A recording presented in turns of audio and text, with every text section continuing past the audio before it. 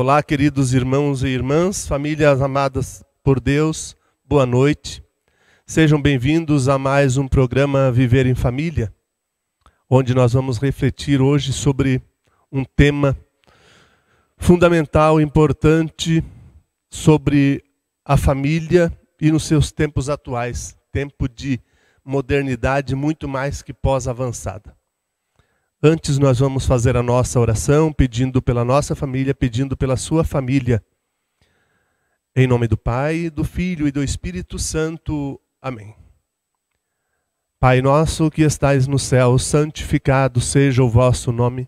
Venha a nós o vosso reino, seja feita a vossa vontade, assim na terra como no céu. O pão nosso de cada dia nos dai hoje. Perdoai-nos as nossas ofensas, assim como nós perdoamos a quem nos tem ofendido, e não nos deixeis cair em tentação, mas livrai-nos do mal. Amém. Ave Maria, cheia de graça, o Senhor é convosco. Bendita sois vós entre as mulheres, e bendito é o fruto do vosso ventre, Jesus. Santa Maria, Mãe de Deus, rogai por nós, pecadores, agora e na hora de nossa morte. Amém. Sagrada Família de Nazaré, fazei a nossa família semelhante a vós. Queridos irmãos e irmãs, a gente falava de um tema mais que pós-moderno em relação aos nossos dias. E aí eu começo fazendo algumas perguntas para você. Você acredita em Deus? Você acredita em Jesus Cristo? Você acredita no Espírito Santo? Você acredita na comunhão com os santos, na participação de uma nova vida com os santos? Você acredita na vida eterna? Você acredita numa vida após a morte? Pois bem, aí eu pergunto para você, se a sua resposta foi afirmativa, foi positiva para todas as perguntas, eu pergunto para você. Onde você deseja estar depois que você deixar de existir neste mundo? E os seus filhos permanecerão no mundo ainda por um tempo? E onde você quer que estejam os seus filhos? Vamos a uma passagem bíblica ver o que Jesus fala sobre este novo tempo, sobre estes acontecimentos. Do Evangelho de São João. Cesse de perturbar o vosso coração. Credes em Deus, crede também em mim. Na casa de meu Pai há muitas moradas. Se não fosse assim, eu vos teria dito, pois vou preparar-vos um lugar. E quando for e vos tiver preparado o lugar, virei novamente e vos levarei comigo, a fim de que onde eu estiver, estejais vós também. E para onde eu vou, vós conheceis o caminho. Tomé lhe diz, Senhor, não sabemos aonde vais. Como podemos conhecer o caminho? Diz-lhe Jesus, eu sou o caminho, a verdade e a vida. Ninguém vem ao Pai a não ser por mim. Se me conheceis, também conhecereis meu Pai. Desde agora o conheceis e o vistes. Palavra da salvação. Glória a vós, Senhor. Diante do que a gente falou de onde nós estejamos, onde nós queremos estar, nós também queremos que estejam os nossos filhos. E como estão sendo preparados, educados, orientados, evangelizados, catequizados os seus filhos, a fim de que eles estejam onde você estiver. Eu estive assistindo uma palestra de um cara chamado Leandro Carnal, talvez você já tenha visto também, e esse cara ele fala de algumas situações em relação à nossa modernidade. Ele fala do preparo que alguns de nós tivemos para a vida profissional, para a formação. Nós que já passamos aí dos 30 e poucos, 40 anos, 50, a nossa preparação na nossa juventude, para a vida profissional, ela passava pela datilografia, conheceram uma máquina de datilografia. Passou-se o tempo e a preparação passou a ser um computador, além de outras coisas que para quem é desse tempo eram mais que modernas. E aí então esse cara fala que na antiguidade, antes de 1400 e alguma coisa, 1470 e pouco, se eu não me engano, quando foi inventada a imprensa pelo Gutenberg, as coisas eram escritas à mão. Uma Bíblia se gastava 7 anos para escrever. Depois da imprensa se escrevia em 1 mês. E essa modernidade, então, ela veio trazendo uma certa velocidade. E após isto, o Victor Hugo, quase no século XIX, já em 1800 e pouco, quando escreve o Corcunda de Notre Dame, ele localiza ou situa o Corcunda lá em Paris, no século XVI, diante da imprensa e da Catedral de Notre Dame. E o Corcunda, então, apontava para a imprensa, para aquela magnífica máquina, e dizia: um dia esta máquina vai destruir aquela igreja, vai destruir aquilo. Ou seja, nós estamos numa velocidade tão alta dentro da modernidade. A internet veio favorecer tudo isto.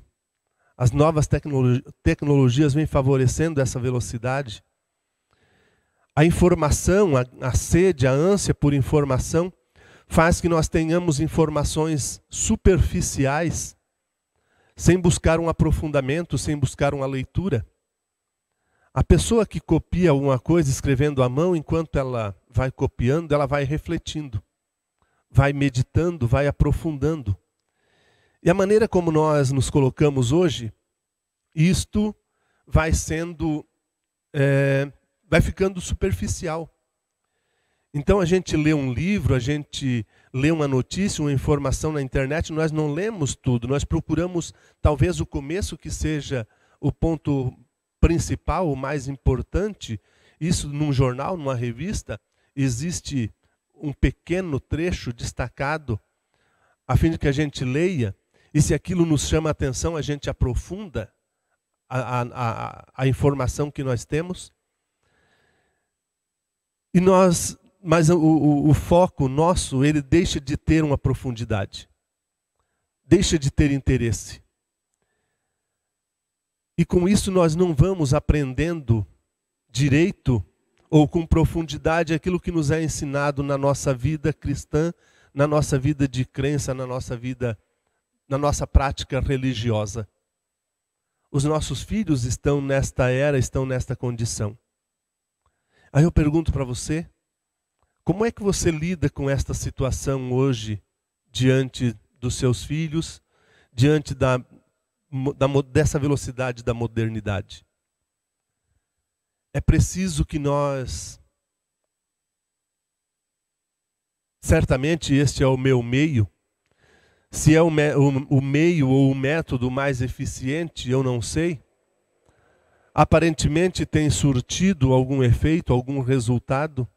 Eu não sei até quando esse resultado vai perpetuar-se também. Mas é de dar pequenas informações, breves, mas repetidas. Ou nós colocarmos dentro da nossa prática familiar de vida, por exemplo, dentro da leitura da Sagrada Escritura, da oração, nós termos momentos em família para a oração, para a reflexão, para a leitura da Sagrada Escritura. E muitas vezes, quando o ponto é importante, nós voltarmos para repetir. Ver se aquilo que a gente está aprofundando, aquilo que a gente está estudando, aquilo que a gente está lendo, aquilo que a gente está rezando, fique um pouco gravado mais no nosso coração. Hoje se produz muita informação e dela se aproveita pouco. O autor desta disto que eu cito aqui, ele dizia que Santo Agostinho tinha uma biblioteca menor do que a sua, mas qual era a profundidade das informações ou da sabedoria de Santo Agostinho? Talvez Santo Agostinho não soubesse tudo o que havia ao seu redor, no seu tempo, na sua época, mas Santo Agostinho dominava com clareza, com exatidão, com certeza, aquilo que ele estudara, ou aquilo que ele estudava, aquilo que ele se propunha a refletir. Não é como nós que lemos muita coisa, muita informação, produzimos muita informação. Talvez nem em todo o tempo da história nós tenhamos produzido tanta informação, ou o ser humano tenha produzido ao longo da história tanta informação quanto nós produzimos hoje. Aquilo que nós postamos nas nossas redes sociais, no WhatsApp, no YouTube, no Facebook. Eu aqui, por exemplo, colocando alguma coisa para vocês, talvez vocês não assistam tudo, não se interessem por tudo, deem uma olhada superficial, ou enquanto isso está passando no seu celular, você estará assistindo outra coisa, outro programa, e isso então passará como sei lá, eu acho que eu ouvi falar a respeito disto na nossa mente, no nosso entendimento.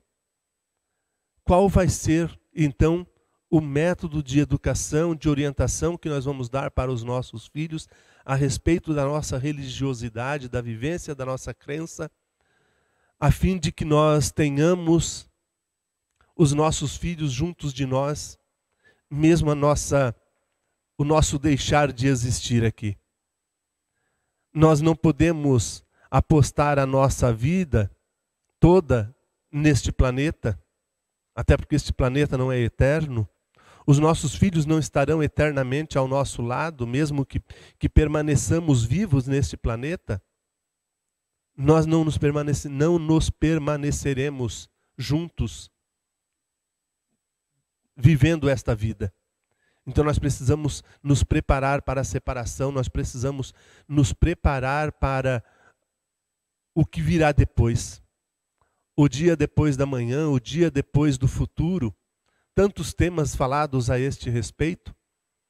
Como será a nossa vida? Como nós queremos viver esta nossa vida? Nós vamos agora para um momento de intervalo. Voltaremos em seguida, continuando esta reflexão e tentando provocar em você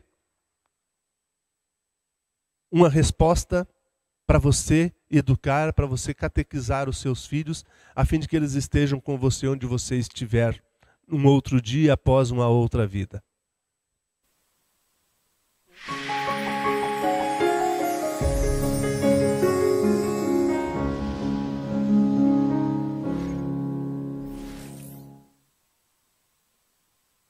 Olá para você que está nos acompanhando. Venha também ser um evangelizador digital. Nos acompanhe em nossas redes sociais. Dê o seu joinha no Facebook, Paróquia Nossa Senhora Aparecida, Xingu. Se inscreva em nosso canal do YouTube, TV Nossa Padroeira. E siga-nos no Instagram, PNS Aparecida, Xingu. Fique por dentro de todas as novidades que acontecem em nossa paróquia. Baixe já o nosso aplicativo, Paróquia Nossa Senhora Aparecida, Xingu, disponível para Android e iOS.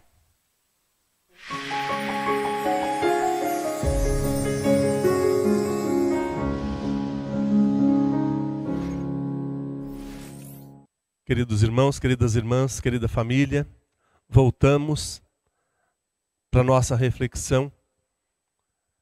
Uma outra coisa que o Leandro Carnal falava é com relação à autoridade. A geração em que nós nos encontramos, a geração que nós temos, ela caminha numa velocidade enorme. No tempo do Antigo Testamento, na Bíblia, uma geração significava 40 anos. Nos novos tempos, no tempo da Revolução Industrial, uma geração era 25 anos. E hoje, ou nos nossos dias, em duas décadas aí praticamente, ou vamos estender um pouco mais aí, até o ano 1990 aproximadamente, nós passamos praticamente 3 décadas, 3 gerações. A geração X, a geração Y, e já estamos ingressando na Z, ou ainda tem um outro nome aí para esta geração. E esta geração, ou estas gerações, elas vão perdendo ou não aceitando a autoridade. Como que você, pai, você, mãe, manifesta essa autoridade diante do seu filho? O seu filho reconhece a sua autoridade de pai, de mãe? A autoridade nata, a autoridade que nasce com você? Ou qual é o sentido do 4º mandamento da lei de Deus, honrar pai e mãe? Como que fica esta situação? Como que nós vemos, o que nós vemos acontecer no mundo hoje? Por que será que as coisas estão acontecendo desse jeito? É uma ideia, mas eu não quero impor, eu quero que você reflita. Os nossos adolescentes hoje, jovens, políticos, administradores, grandes empresários, não só estes, porque nós aqui estamos mexendo com pessoas que têm alguma atividade, mas e as pessoas que desprezam toda a atividade lícita ou supostamente lícitas para ficar apenas com as ilícitas, como aqueles que são tidos mesmo como marginais, como bandidos, como criminosos? Por que será que nós estamos sem ética, sem moral, sem responsabilidade? Não será pela falta deste reconhecimento de autoridade? O outro não significa autoridade nenhuma mais para nós, um juiz não significa uma pessoa que tem autoridade. Os nossos políticos, por si, eles perderam a autoridade diante do que está acontecendo, eles deixam de ser exemplo de respeito à autoridade, porque eles também não respeitam, porque supostamente nós seríamos a autoridade para eles, a quem eles deveriam respeito, deveriam prestação de um serviço de qualidade, como nos é cobrado como empregados para a empresa que nós trabalhamos, para os nossos patrões. Aonde está a autoridade? Os nossos filhos não reconhecem mais a nossa autoridade, não reconhecem mais a autoridade do professor, não reconhecem mais a autoridade do catequista, não reconhecem mais a autoridade do juiz, não reconhecem mais a autoridade de um policial. Se cria as leis, eu já falei isso aqui, eu me revolto quando eu vejo que uma lei é criada nova, porque eu sei que esta lei é apenas para talvez satisfazer algum criador da lei, em termos de algum benefício, alguma vantagem que ele venha tirar. Porque a lei não é cumprida justamente porque a falta de reconhecimento da autoridade. As pessoas hoje já não olham mais para a qualidade da roupa que se compra, que se veste. Antigamente se olhavam a roupa, se compravam a roupa de marca, se pagava caro por uma grife, porque era uma roupa de grife. Hoje se vai e se comprava esse tipo de roupa para um evento especial, uma estreia de algum espetáculo, por exemplo. Hoje alguém pode ir de chinelo e ser perguntado: por que você veio de chinelo para um evento como este? E a pessoa diz assim: eu vim assim porque eu me sinto bem. Ou seja, nós estamos pouco nos importando agora por aquilo que que seriam regras de boa conduta, regras de boa orientação. E com isso nós abandonamos também a religião, abandonamos a fé, abandonamos o seguimento de Deus. Nós abandonamos o seguimento da sua palavra, do seu ensinamento. Jesus Cristo parece ter vindo, para muita gente, Jesus Cristo parece ter vindo inutilmente, não significando mais nada, não proporcionando mudança nenhuma na vida dessas pessoas mais. E o pior é que a gente vê muita gente com mais frequência dizendo: Deus acompanhe, vai com Deus, Deus te abençoe. Aí quando eu ouço isso também eu fico pensando: será que essa pessoa está sabendo o que ela está dizendo? Ela crê no que está dizendo? Ou seja, nós perdemos a autoridade e perdemos não reconhecemos a autoridade de Deus na nossa vida também. Então o mundo caminha diante disto para, ou talvez chegando a um determinado ponto, a coisa comece um retorno, todo para Deus, todo voltado para Deus, todo voltado para o próximo, todo voltado para o respeito, ou nós estaremos caindo num precipício e entrando num caminho sem volta, num caminho sem retorno. Por isso, esta nossa reflexão de querer dar alguma luz para que você saiba conduzir, saiba orientar, saiba educar o seu filho dentro da fé, dentro da religião. A sua família, a minha família, ela é uma igreja, a chamada igreja doméstica. É onde nós temos o maior tempo, ou aonde a religiosidade, ou a religião, ou que Deus, através de nós, tenha maior tempo com os nossos filhos. Porque se nós colocamos nossos filhos numa catequese, e eles têm catequese 1 hora e 15, ou no máximo 1h30 por semana, e se eles vão à missa, ao menos uma vez por semana também, no domingo, seguindo o preceito de participar de missas aos domingos e festas de guarda, será que esse tempo será que é suficiente para que eles aprendam, para que eles tirem alguma lição de vida em relação à fé, em relação à religião? Não.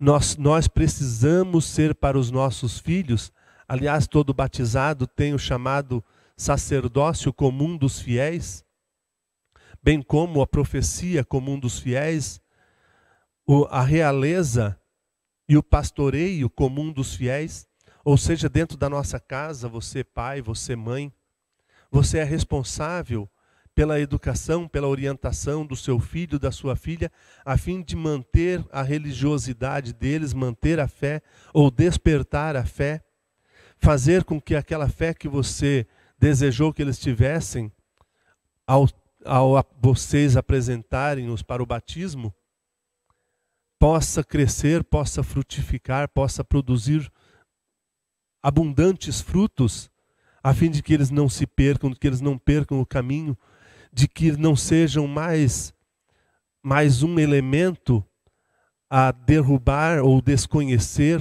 a autoridade dos outros e tornar o mundo pior. Nós precisamos exercer a nossa autoridade de pai e de mãe e ensinar os nossos filhos.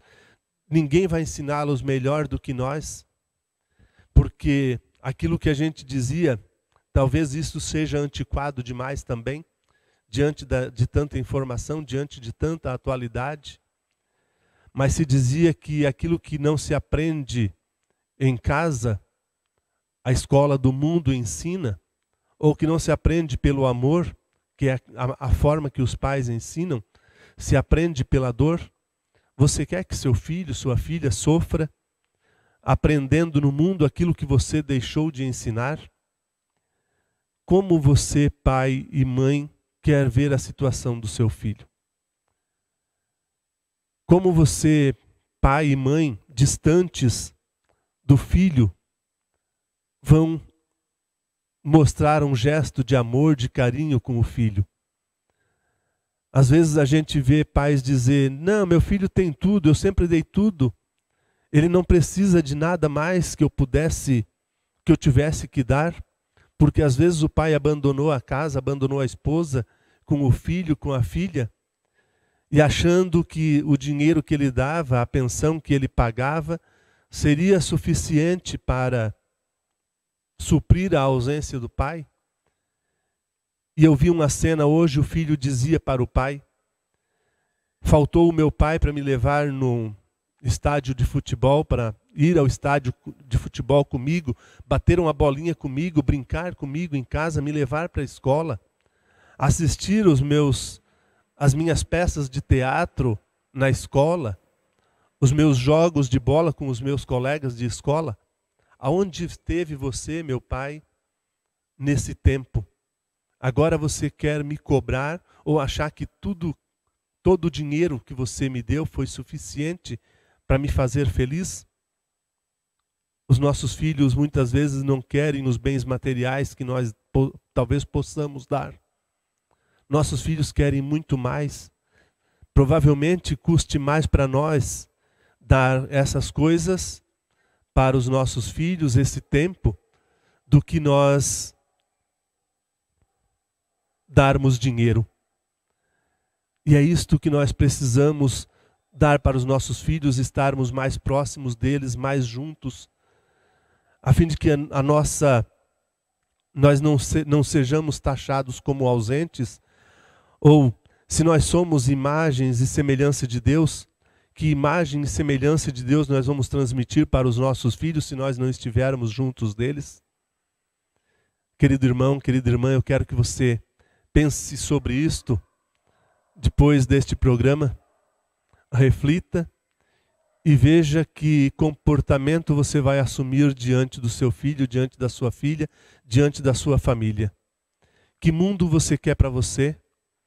Ou a gente fala tanto, que mundo eu vou deixar para os meus filhos?